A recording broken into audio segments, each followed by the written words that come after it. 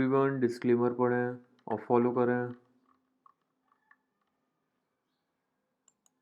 Next topic हम पढ़ रहे हैं सब सरफेस इरिगेशन।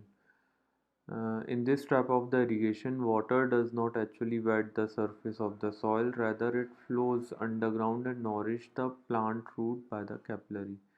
तो इस प्रोसेस में जो भी हमारा खेत है वहाँ पे हम ऊपर से उसके सरफेस पे इरिगेट नहीं करते हैं, हम जो पेड़ों की जड़ है, फसल की जो जड़ है वहाँ पे पानी को सप्लाई करते हैं। इस जो सब सरफेस इरिगेशन है उसके दो प्रकार हैं, एक है नेचुरल, दूसरा है आर्टिफिशियल। अब हम देखते हैं सब सरफेस इरिगेशन के टाइप। पहला है नेचुरल सब सरफेस इरिगेशन। इसमें क्या रहता है कि नेचुरल तरीके से ही पानी जो है रूट्स में अपने आप आ जाता है। मीन्स जो ग्राउंड वाटर जो रहता है या जो मिट्टी में जो पानी प्रेजेंट रहता है उसको रूट्स जो है कैपिलरी एक्शन से अपने आप ले लेता है। तो पानी में मिट्टी में पानी किस तरह से आता है, जो भी खेत के आसपास जो भी वाटर बॉडीज़ हैं, जो भी तालाब हैं या जो भी कैनल्स हैं, वहाँ से पानी जो है मिट्टी के अंदर जाता है और जो भी फसल लगी रहती है खेत में वो कैपिलरी एक्शन के थ्रू पानी को लेती है। आर्टिफिशियल सबसरफेस इरिगेशन में क्या रहता है, हम जो भी फसल रहती है उसका जो रूट जोन रहता है, मतलब जिस एरिया में जड़ें रहती हैं वहाँ पे हम पाइपलाइन बिछाते हैं। पाइपलाइन क्या रहती हैं, परफोरेटेड रहती हैं, मतलब उसमें छेद रहते हैं, उसमें होल्स रहते हैं, तो वहाँ से क्या रहता है पानी बूंद बूंद सप्लाई होता है और इरिगेशन होता है उससे। ठीक है, आगे हम पढ़ने वाले हैं इरिगेशन की टेक्निक्स। तो यहाँ पे 7 टेक्निक्स दी हैं। Free flooding, border irrigation, check flooding, basin irrigation, furrow irrigation, sprinkler irrigation और ड्रिप इरिगेशन। पहला जो मेथड है फ्री फ्लडिंग इरिगेशन। इस मेथड का यूज़ हम बहुत जब खेती जब शुरू हुई थी काफ़ी समय पहले, तब हम इसका प्रयोग करते थे, क्योंकि तब हमें इरिगेशन कैसे करना उसका नॉलेज नहीं था। तो इसमें हम क्या करते हैं, पूरे खेत में पानी को जो है हम छोड़ देते हैं, जो खेत का जो स्लोप है, तो जो भी खेत जो रहेगा उसमें जैसे यहाँ ऊपरी सतह से हम उसको छोड़ देंगे, पानी अपने आप ग्रेविटी के थ्रू नीचे जाएगा। तो इसमें हम जो है उस जगह प्रयोग करते हैं जहाँ पे खेत में स्लोप हो। अगला जो मेथड है इरिगेशन का वो है बॉर्डर इरिगेशन। इसमें हम क्या करते हैं, पूरे खेत को हम डिवाइड कर देते हैं। हम बंड्स बनाते हैं, बंड्स का मतलब ऐसी हीप बनाते हैं, मिट्टी की ऐसी हीप बनाते हैं। ये 15 से 30 सेंटीमीटर ऊंचा रहता है। अब ऐसी ये हमने हीप बनाई, उसके बीच में ये खेत रहेगा, मतलब जो भी खेत है उसकी स्ट्रिप्स रहेंगी, यहाँ पे हम पानी को सप्लाई कर देंगे। इस तरह से हम बहुत सारी स्ट्रिप्स बनाएंगे, उसमें पानी को सप्लाई करेंगे और पूरा जो खेत है वो यूनिफॉर्मली उसमें इरिगेशन होगा। बॉर्डर इरिगेशन का प्रयोग हम करते हैं जहाँ पर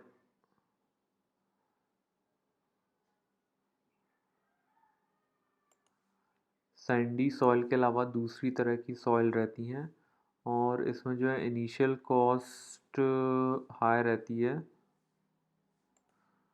पर इसकी जो लेबर कॉस्ट है और जो मेंटेनेंस कॉस्ट है वो कम रहती है। अगला इरिगेशन का मेथड हम देख रहे हैं चेक फ्लडिंग इरिगेशन। इसमें हम क्या करते हैं, इसका प्रयोग हम हैवी सॉइल के लिए करते हैं और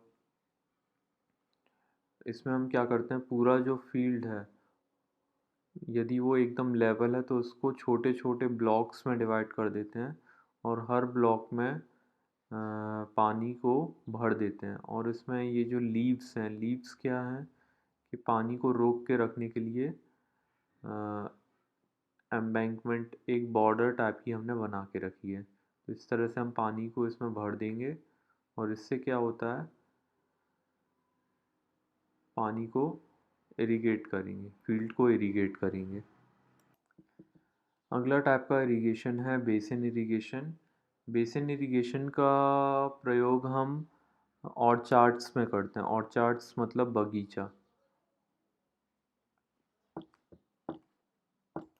तो इसमें हम क्या करते हैं कि जो भी बगीचे रहते हैं उसको हम स्क्वायर शेप में, रेक्टेंगुलर शेप में हम उसको डिवाइड कर देते हैं और हम बेसिन बना देते हैं। और मतलब रेक्टेंगुलर शेप है और उसमें पानी हमने भर दिया है, उसको हम बेसिन कहते हैं।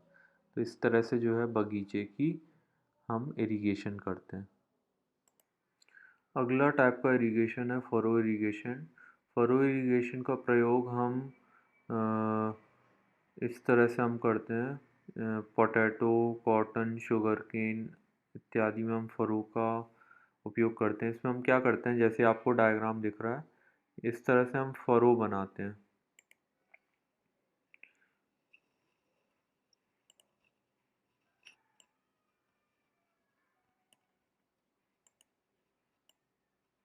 इस तरह से हम ये फरो बनाते हैं, ये इस तरह से ये फरो बनेगा। तो यहाँ पे जो है पानी का हम सप्लाई करेंगे और यहाँ पे जो हम क्रॉप लगाएंगे। तो क्रॉप में कभी भी पानी टच नहीं होता। क्रॉप का जो स्टेम जो है, उसका जो तना है, उस पे कभी भी पानी टच नहीं होता। तो ये जो है इसको हम फरो कहते हैं। फरो कितनी लंबाई में रखने हैं वो सॉइल की परमिएबिलिटी पे डिपेंड करेगा, मतलब पानी कितनी जल्दी सॉइल के अंदर जा रहा है उस पर डिपेंड करेगा। फरो का प्रयोग, फरो के उपयोग से पानी का जो है बेहतर उपयोग हम करते हैं। अगला मेथड है स्प्रिंकलर इरिगेशन। स्प्रिंकलर जैसे हम ये देखते हैं, ये इस तरह से, ये मीन्स पानी के फव्वारे जो है हम पाइप की मदद से हम पूरे खेत में छोड़ते हैं। तो इससे क्या है कि बारिश के जैसा इफ़ेक्ट आ जाता है पूरे खेत में। तो खेत में जो है हम पाइपलाइन बिछा देते हैं और उससे पानी जो है स्प्रिंकल से ऊपर हवा में छूटता है पानी और पानी के ड्रॉपलेट्स पूरे फील्ड पे फैल जाते हैं। इसका प्रयोग हम हर तरह की क्रॉप के लिए हम कर सकते हैं, पैडी और जूट को छोड़ के, या जिसमें कंटिन्यूस पानी लगता है उन वैसी क्रॉप को छोड़ के हम दूसरे क्रॉप में इनका प्रयोग कर सकते हैं। स्प्रिंकलर इरिगेशन का उपयोग हम उस ऊबड़ खाबड़, यदि हमारा खेत है लेवल नहीं है, फ्लैट नहीं है, तो हम वहाँ पे हम स्प्रिंकलर का यूज़ करते हैं, वो अच्छा इरिगेशन देता है। इसमें तो इरिगेशन की एफिशिएंसी है वो 80% तक रहती है। इसके डिसएडवांटेज हम देखते हैं कि इसमें क्या रहता है, एवापोरेशन लॉस हाई रहता है। मतलब यदि धूप ज़्यादा है तो पानी जल्दी से भाप बन के उड़ जाएगा। इसमें हवा के कारण जो है डिस्टरबेंस होता है इरिगेशन में, इसकी इनिशियल कॉस्ट हाई है। इसमें जो है इलेक्ट्रिक पावर सप्लाई लगता है और कंटिन्यूस पानी का सप्लाई लगता है। और जिस भी फसल में पानी की लगातार ज़रूरत है या पानी जमा हुआ चाहिए, जैसे कि धान की फसल, चावल की फसल, वहाँ पे हम इसका प्रयोग नहीं कर सकते हैं। अगला तरह का जो मेथड है, लास्ट मेथड है ड्रिप इरिगेशन मेथड। इसमें हम क्या करते हैं, ऐसे पाइपलाइन हम बिछा देते हैं है ना। पाइपलाइन के जो डायमीटर रहते हैं 12 से 16 डायमीटर रहते हैं पाइपलाइन में। कंटिन्यूस इंटरवल पे उसमें होल्स रहते हैं, वहाँ से पानी जो है बूंद बूंद करके टपकता रहता है और जो है फसल को इरिगेट करता है। ये काफ़ी एडवांस मेथड है इरिगेशन करने का। और पानी को हम लो रेट से सप्लाई करते हैं, 2 से 10 लीटर पर आवर। और प्रैक्टिकली ज़ीरो प्रेशर पे हम पानी को सप्लाई करते हैं। इससे इरिगेशन की जो एफिशिएंसी है वो 90% तक बढ़ जाती है। और इसका प्रयोग हम जो रेतीले इलाके हैं या डेज़र्ट इलाका, वहाँ पे भी हम इसका प्रयोग कर सकते हैं। ड्रिप इरिगेशन से हम देखते हैं कि इससे एवापोरेशन एवापोरेशन लॉस नहीं होता है पानी का। और इसमें सीधे जड़ों में पानी जाता है और इसमें वाटर लॉगिंग नहीं होती है, जितना पानी ज़रूरी है उतना ही जाता है। इससे जो हमारी क्रॉप की जो फसल की उत्पादकता है वो बढ़ती है और इससे हम काफ़ी ज़्यादा कैश क्रॉप उगा सकते हैं। तो यहाँ पे इरिगेशन के जो मेथड्स हैं उन वो टॉपिक ख़त्म होते हैं। Thank you.